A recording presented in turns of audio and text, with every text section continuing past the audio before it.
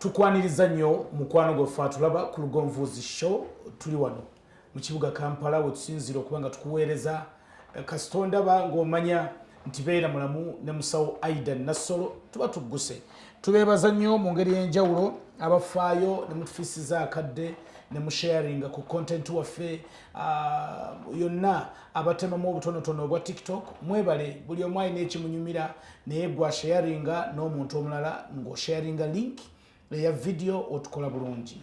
Musawo Aida Nassolo ava ku Wandegeya Imaging Center okujja okutusomesa n'okutujjanjaba endwadde nnyingi ze bakolako naye ba specializinga nnyo mu kusikaninga aka-TV okukebera okwetegereza okwekebejja nga bakozesa enkola ya scan oyo specialist waffe ye Aida Nassolo. Wandegeya Imaging Center mu kibuga Kampala mwe basangibwa, Wandegeya mu bitaala ku mukono gwaffe ogudde Mulago, ku mukono ogwa kkono ebitaalo ojja kuba biraba ebipande byaffe biwandiseeko Wandegeya Imaging Center. Imaging is her passion. Imaging is my passion. It's my new name. Imaging is your passion. Imaging bwe bulwembera nga nkukebera bwenti. Ndabira ddala nga ndi ku kintu kyensinga okwagala. Ekintu kyensinga okunyumira essanyu lyange kugamba nti katiro okulaba. Sinje kibadde kikutawaanya. Onzijukize dda nga tukyasoma abaana abalenzi abaateganga obulabirwamu wansi. Nabo yabaga passion yaabwe nga nawe wateganga akalabirwamu. No, mutonde bwange Katonda bwe yantonda njagala nnyo okukola ekyo ekintu ekiremya abalala. Okitegeera kati njagala nnyo nze ndabe munda nga ne dokita owawa tasobola kulabayo naye nga nze yasoma okukebera munda nze alina okukola ki okukebera kati njagala era nze mu butonde bwange njagala ompite nnyo ku kintu ekiganye. Bw'olaba complication munda y'omuntu nga bintu bikalubye tofunamu okwesika toba mukyotya mba namubuumu kubanga mba nkirabye.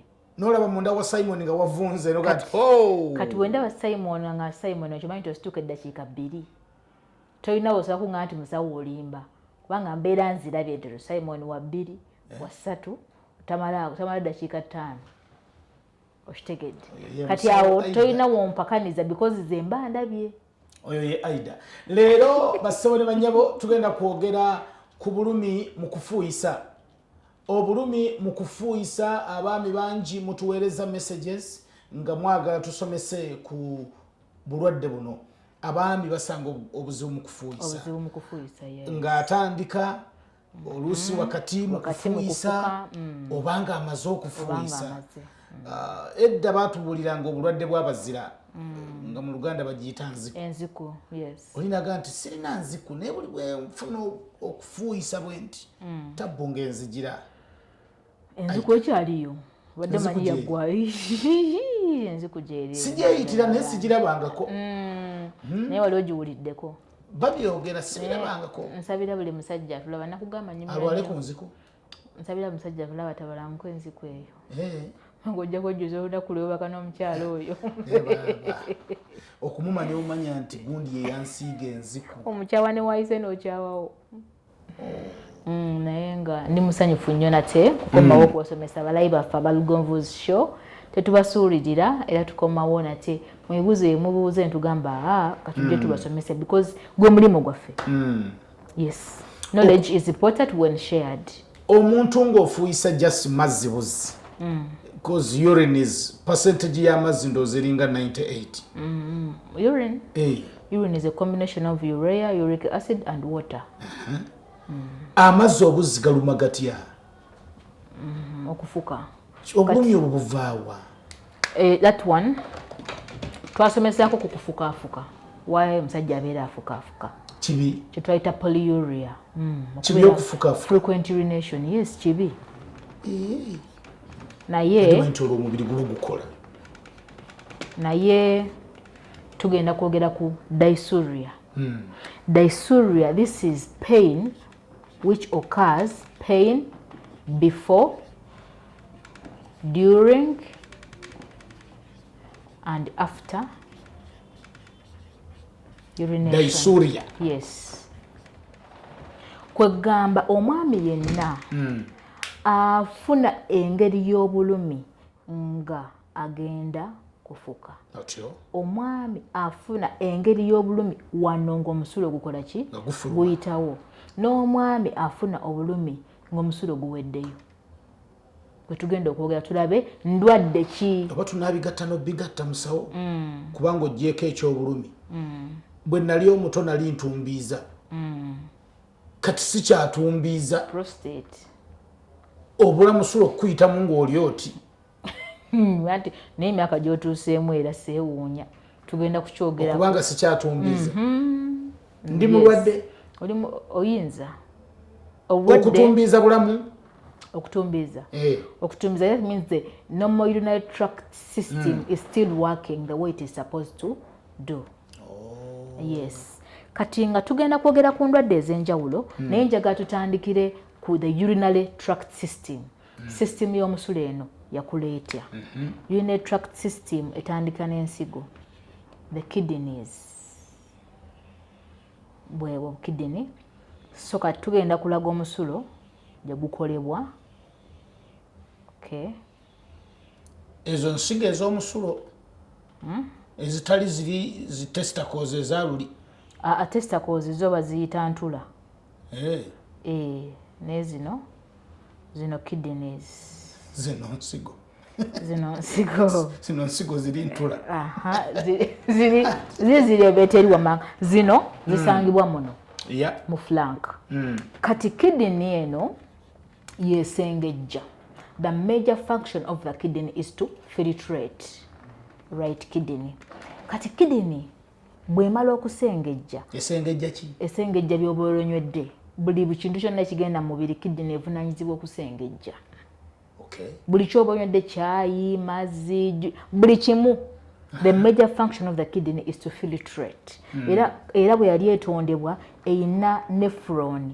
Nephron eri wano mu kidney evunaanyizibwa for glomerular filtration. Glomerular filtration. Yes. So after filtration, byebesengejja kidney bigenda kuva mu kidney bijje through the ureters. Obuseke obuva ku kidney bwe bunaava mu ureters tujje mu urinary bladder for storage.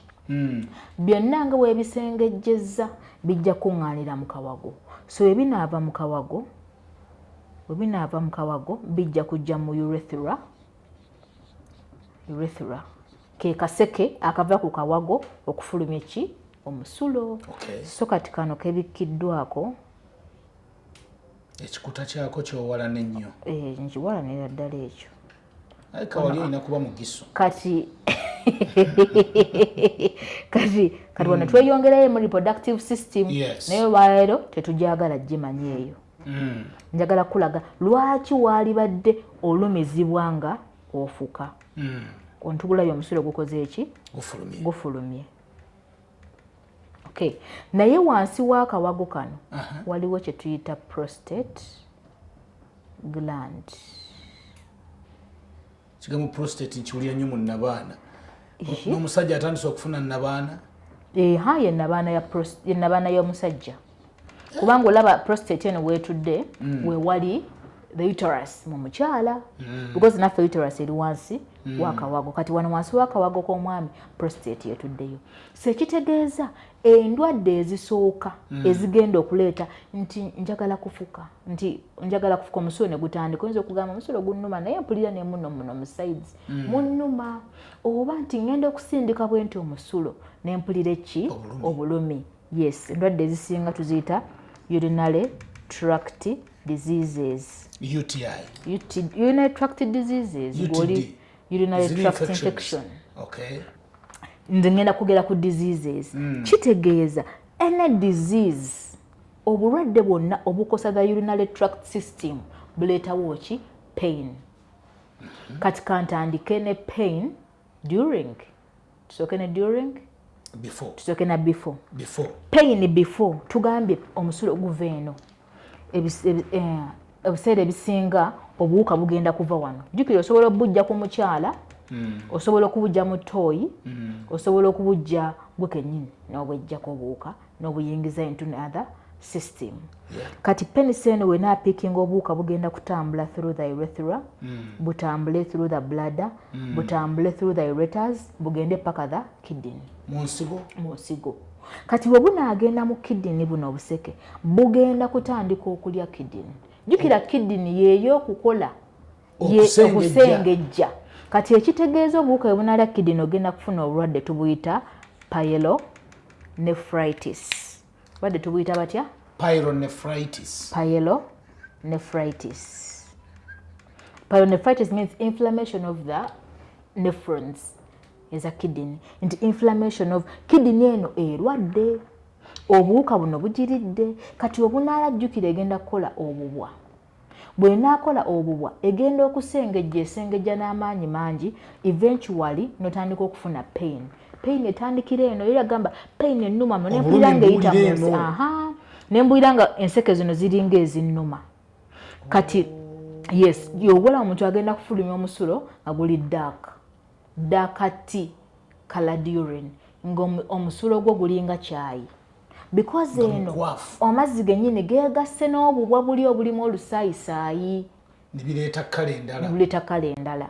So obubonero obusooka bw'ogenda okufuna 1 eyo gyetugambe gye bayita tea colored urine, gyetugambe urine eri dark.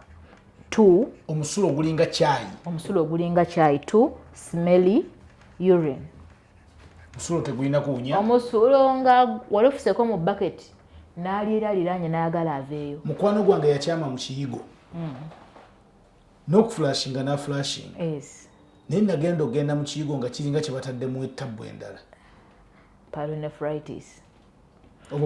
Obwo bulwadde. Nti kati obuwuka bwe bunaava wano bo bugenda kusibira. Jjukira omusulo guvudde eno n'omusaayi gugenda kusibira wano mu kawago. Era gugenda kuterekebwa n'obulwadde bwagwo. Era nga ne kkala eyo bw'ebeera efaanana. Omusulo gulina omwo gufaanana gutya. Omusulo gulina omwo gubeera light nga ka yellow aka NRM naye nga yellow yeri light. Kayero ke NRM okamanyi? Anti nga kali light. Ugambe akakakwafu okalaba naye kasale paka nga kali very light. Gwe omusulo gulina okufaanana. So gw'otandika okulaba nga omusulo gwo gulinga kyayi 1 ng'omusulo gwo guwunya naddala ku makya ogenda okufuka mu bucket kale balina flashing toilet. Ogenda okufuka bwoti naawe nnyini weetya olw'omusulo gw'ovuddemu sensinga something. So tugambe tea-colored urine. 3 blood in urine kyetuyita hematuria. Omusaayi gwennyini nga guli mu musulo. Omusaayi gwennyini nga nawe bw'ofuka omusulo gulaba nga mulimu olusaayisaayi. Nga mumyufu ddala. Nga n'omusaayi mwe guli olaba spots of blood in your urine. Dduka misinde osooke okeberebwe. So eyo pain ejja before. Kati bwe bunaava eno obuwuka mu ureters ne bujja paka mu urinary bladder. Kati bwe bunaatuuka bugenda kulya jjukira from the kidney tugambe buleetawo nephritis. Bw'otajjanjaba nephritis ogenda kufuna obulwadde tubuyita renal parenchymal disease. Inflammation of the kidney. Yonna egenda erwana the renal parenchyma ezimbe kidney. Ate kino kya kidney okiwulira si kintu kyakusaaga yensigo. Yes. So kati bwe bunaatuuka mu ureters buleetawo obulwadde tubuyita ureteritis. Naye bannange. Byebyo. Naye bannange. Kujjukira maaka ku lunaku lwa show. Ureteritis. Inflammation of the ureters. Kati wano wonna omusulo guyita wano nga gwofa obulumi ogamba musawo. Kuba guyita mu mabwa. Guyita mu mabwa musawo nsindika omusulo naye pain y'amaanyi. Ureteritis. Bwe bunaava wano era bujje wano mu bladder. Kati still bw'obuwuka tebuweera mugenda kulya bladder. Bladder eno obunaagirya ng'ezimba. Akawago. Akawago. Bwe kazimba kafuna obulwadde tubuyita cystitis. Inflammation of the urinary bladder. Zonna ndwadde zireeta pain. Kubadde bwe njogeddeko teri butaleeta bulumi kubanga tuli kwogera ku bulumi naye tukyali ku before. Kati omusulo engeri gye guva wano nga gujja okuyita eno ogenda kuwulira nga omuliro burning. Bwe gunaatuuka mu kawago akawago ne kazimba. Kabonero akasooka okulaga nti akawago kalwadde lower abdominal pain. Otandika okulumizibwa ze bayita endira z'abasajja. Wansi. Nti musawo ne bwenseka bwenti mpulira pain. Wansi w'olubuto wannuma. Musawo ne bwentuula bwenti wannuma. Musawo n'omugongo gunnuma. kubanga the urinary bladder etudde mu pelvic floor muscles ebinywa ebiwaniridde akawago biconnectinga mu mugongo, so buli bulwadde we buli akawago togenda kufuna pain yokka ng'ofuka, ogenda kwongerezaako obubonero buno wammanga 1 back pain, omugongo oguluma. Yes, ogenda kufuna urge to urinate nga wulira gwe obusulo buba butono naye ng'owulira speed awo oyagala kudduka kufuka musulo. Kyembadde ngenda okubuuza nti waliwo omusulo oluguluma n'otuuka n'ofukayo matonde, n'obawo omusulo ogukuluma n'ofuka nga teguggwaayo. Kiki ekireeta omuntu okufukayo obusulo obutono? The same person, yes, omusulo ne guddamu okumuluma ate n'afuka ogutaggwaayo.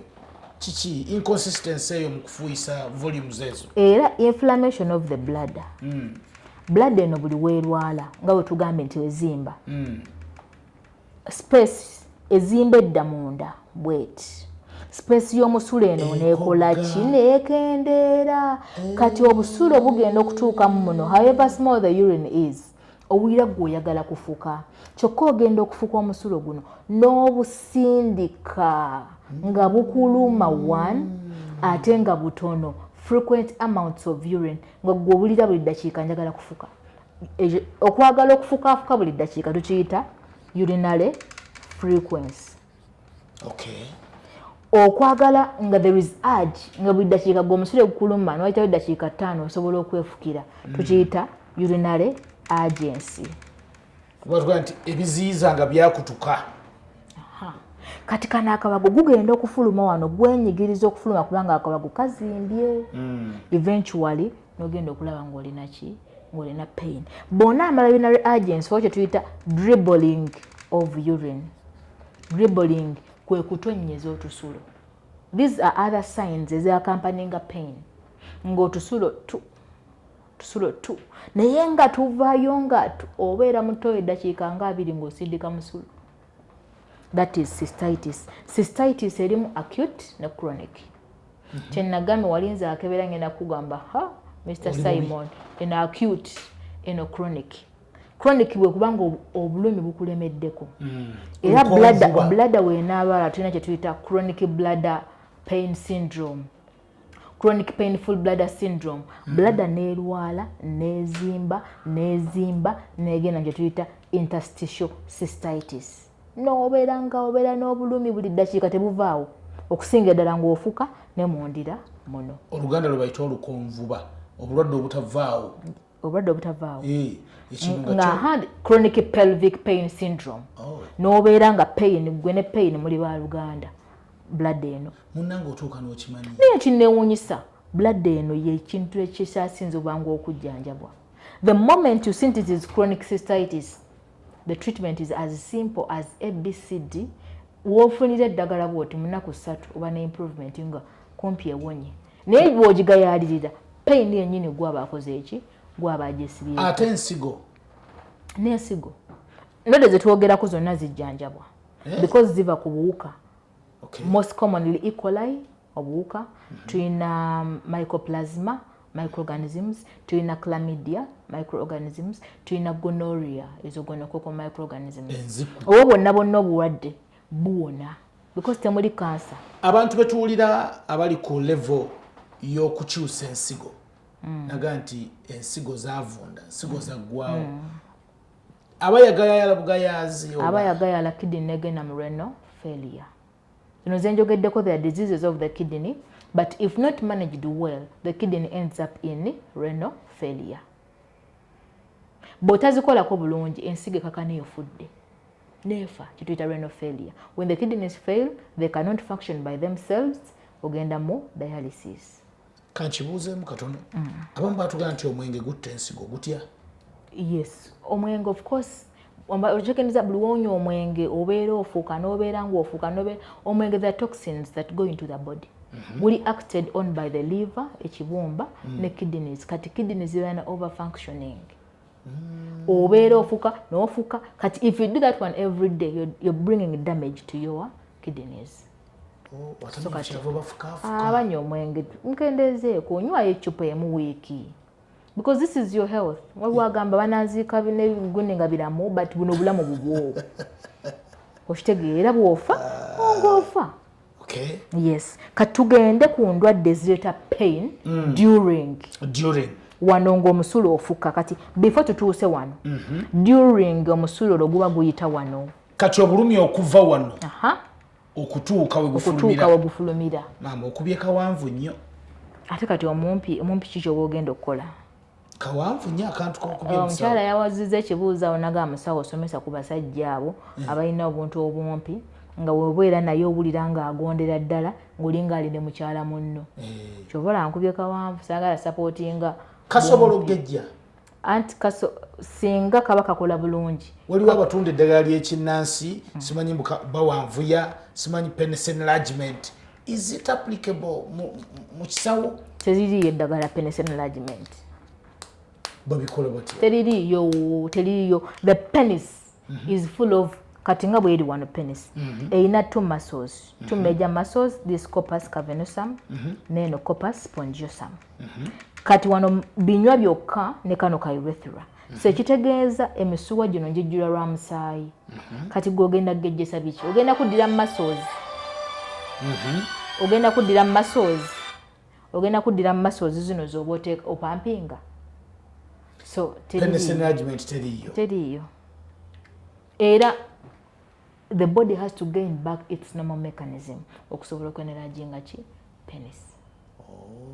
Yes. So kati kupika binywa kati mpozi nga bakuwadde eddagala erigenda okupika ebinywa naye bagamba nti katugeze ebinywa kiranga zoona ngamba okungejjesa ebinywa bino bigejje byole bwe mpanvu w'omukono kyokka Katonda yagutonda bwe guti oba gugejje bwe guti ekitegeeza bino ebinywa olina obizimbulukusa basajja bannange Mungu bw'aba yakugerera wano weewo kozesaawo bulungi omwana ajja kutereera mulayini ajja kumatira so kati bagenda kuteeka kadomola tugende musawo obulwadde obukosa the urethra obuwuka twagambye pain during wano ng'ofuka ebiseera ebisinga ebeera the urethra nti inflammation of the urethra obuwuka bwe bunaagenda bugirya wano omusajja agenda kufuka omusulo ng'akuba enduulu there is burning omusulo bannange gunjokya wano we guli okuyita omusulo guzze n'omunnyo bwe gunajja n'omunnyo guyita mu mabwa awo owulire omuliro owulire pain mpulira gunjokya mpulira gumbabula omusulo gujja n'omunnyo bwe guyita mu mabwa bwe bulumi kati oba ojjanjaba olina kujjanjaba bulwadde buno obwadde tubuyita mpayo pain endala obwadde tubuyita urethritis inflammation of the urethra kati mu kujjanjaba ojjanjaba amabagano ne gakala urine nesobola okuddamu okukola ki okuyitawo so singa tojjanjaba urethritis ogenda kufuna enkovu kye tuyita scarring of the urethra ofune kye tuyita urethral strictures narrowing of the urethra akaseke kafunde obeere nga buli ddakiika omusulo ogugwo gubeera gwa nduulu that is in case tojjanjabye urethritis amabwa gakuze ne gaziba akaseke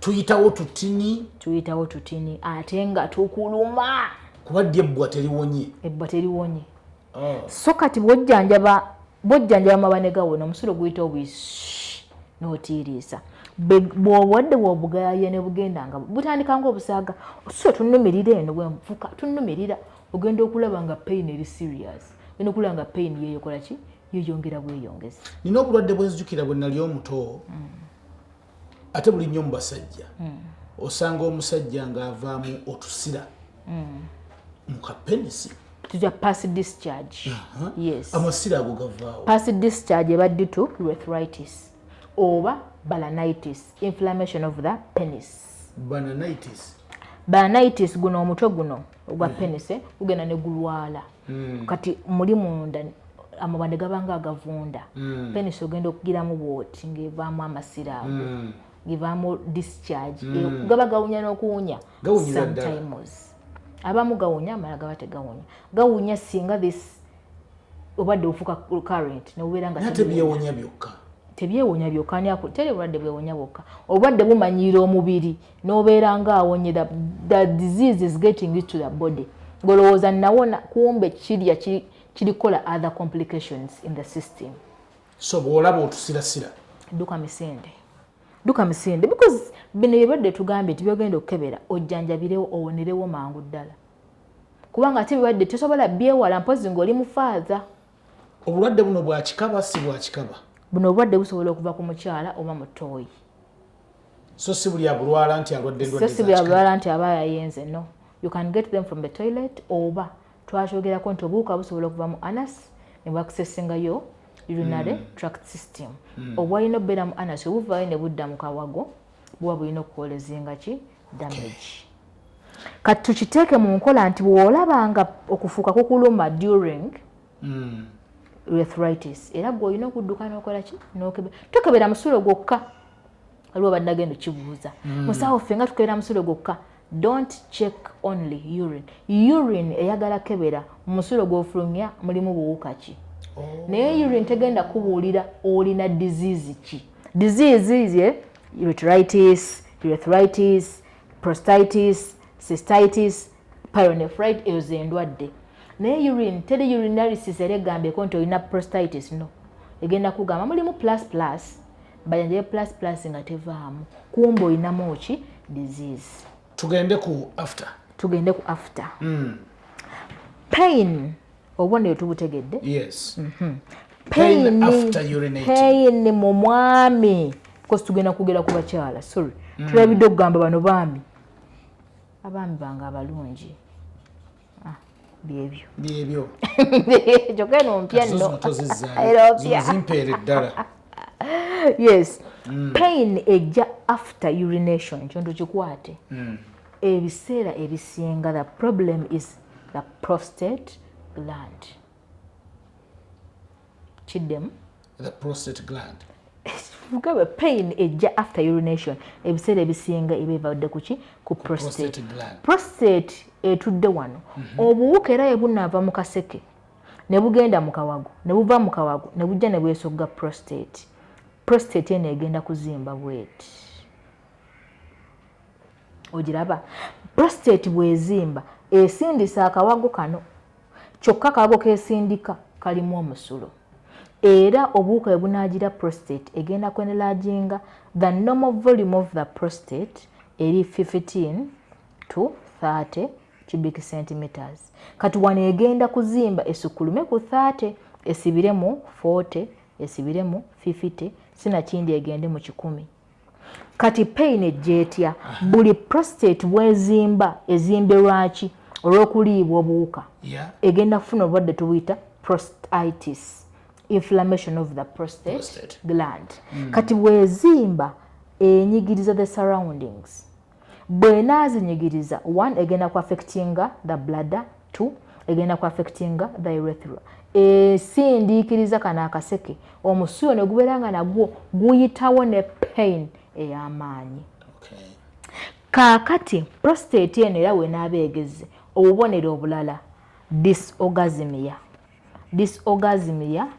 kwe kubanga omala n'ofuna pain kubanga enkwaso we ziva eno ne zeetoola olugendo lwazo ziguka mu prostate. Oziguka mu prostate ogenda kubanga omala ng'ofuna obulumi. 1. Ekyokubiri delayed ejaculation. Delayed ye muntu alwawo ennyo okumala. Wala omulabyeko okumala okwa sexy. Omusajja neyegatta naye n'atuuka ng'akooye gwali naye akooye nedda mukwano delayed ejaculation. Keni yangamba akwata naye okusatu sawa 3 oba okola kyekyo eyagenze Masaka anywa ne chai nadda n'akomawongo gw'oli ku nsonga emu delayed ejaculation that is delayed nti oyagala kumala naye tomala. Kale kankinyonyole bwe ntyo okumala kwali badde kwa dakiika mmeka? Dakiika 10, 12, 15. 10? Yesebo mwana afulume okuddanga mwamazeega yesebo mwemolinga zote zinawera ana wakabata nano ng'otuyanye nti yo ne zikala bwe zikala bwe ziddamu. Delayed ejaculation in simple terms kwe kuwulira ng'oyagala kumala naye nga tomala. Era abantu abana delayed ejaculation bafuna kye tuyita anorgasmia. ogazimya kwegamba oba dry ejaculate agenda okunoonya kyafulumya nga talina mpewo omukazi akugamba naye obwedde oli kiki kyoleese atoyana nakyoleese these ones zitambulira wamu bw'olaba sex ono aluddewo kikutamye naawe oyagala kumala tomala mukyala akugamba owaaye yes beera bulwadde omukyala watuukire okugamba naye gwe kiki kyewalidde wakitugira bakyali muleke okwewaanira mu bulwadde nga muwoza mumalako nnyo simanye essaawa balwadde baafa dda brain eno ebeera tepiikinga kintu kino okitegeera kiringa ng'omusajja okubeera nga toyagala sex nga appetite ya sex eri wansi tolina beera ng'oyaka budakiika nno but ekirowoozo kibeera mu myezi ng'esatu kijja bwalumu nnyo tukiyita sexual athnesia bulwadde so otegeera nti oli mulwadde weebuuze ku musawo naye musawo lwaki nze wengenda mu sex ntuuka nga mbikooye naye nga simala check the system kanange nalwala ekyo ekisembyeyo oba bakira batya ekiriwa nga toyagala yaba nendwawo n'okwagala sex emyaka gyange ne bwe giba egi gw'oli mulwadde emyaka ena nga what is the problem sembeerawo mpozi nga obukyala bakosa era baba bakosa bwongo nga the brain is not era oli okubaako kyanzija mwantawaanya nnyo gw'oli mulwadde jangu wayitawo nja kukanika bulungi odde ku map so tugambye prostate eyina endwadde nnya esooka gitwogeddeko prostatitis inflammation of the prostate obuwuka ne bugenda ne bukola ki ne bugirya 2 benign prostate hypertrophy prostate eno neegejja bugezi nga sina buwuka naye neegejja olw'emyaka nga wonaalaba nti nno omukazi azaddeko n'agejjamu olubuto yes nti ekyokuba nti ovuddemu omwa nga ndaba netegereza nangeze amkini n'ebigambo by'osomesa nkulaba nti egezze lwakuba omukyala yakola ki yazaalako kati ne prostate bwetobwere as you age there is that benign enlargement ejja obuzi kati bwenajja neegejja ogenda okulaba gwe musulo ofukaafuka kubanga prostate enyigiriza akawago tekakyalina space yaterekeramu ki musulo olina kudduka kubeera ng'ofuka nti abaaye taxi yimirira owaaye dakiika 10 oba oyagala kukola ki kufuka so omuntu omulamu yalifuse emirundi 2 ekiro bwe gisuukamu 3 oba ogenze mu polyuria the frequent urination ebeera waggulu nnyo kano ke kasembeyo musawo yes era nsaba atulaba bw'oba osobola okukagabanako kagabane abamanyi okutema tiktok mukatwale kibuuzo yes kiva kuki omusajja n'afuuyisa omusulo ne guggwayo abamu n'okunkumula bakunkumula n'akunkumula bwe nti guweddeyo nazzaayo akantu ke mu mpale aba atambudde atuuse mu bitala by'ewandege aye newalabikayo amatonde nga 7 ne gayitamu era n'osanga omusajja nga yeefukidde mu mpale nga bokisi etobye naye nga yamaze dda eddakiika nga 10 emabega tombuulidde myaka emeka because it is common basajja basusiza 30 years bajja gamba